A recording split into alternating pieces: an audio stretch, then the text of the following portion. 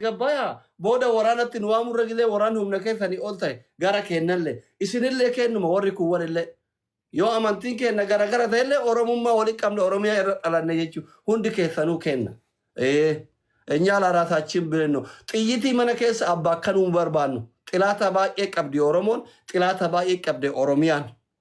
amma na hubatan jedhee yaada akka nama barateetti yoo na dhaggeeffattan wanni ani isin jedhu kun isiniif gala jedhee yaada. Ija siyaasatti yoo laaltan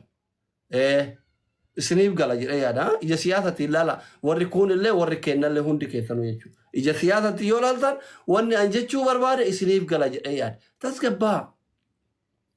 yaalta naman qaraane naman barane tokko gaafachuu nu ta'u anamma namni sheekaa tokko yoo natti ol seene waa'ee amantii na gaafate yookiin paastariin tokko yoo natti ol seene waa'ee amantii na gaafate sirrii miti na barsiisuu qaba malee na gaafachuu hin qabu jechuudha. በዚህ አንግል ብትረዱ አሪፍ ነው ብዬ ገምታለሁ ከኑሞ والله لازم እንጃለ ዱዩ ዋና ከፊ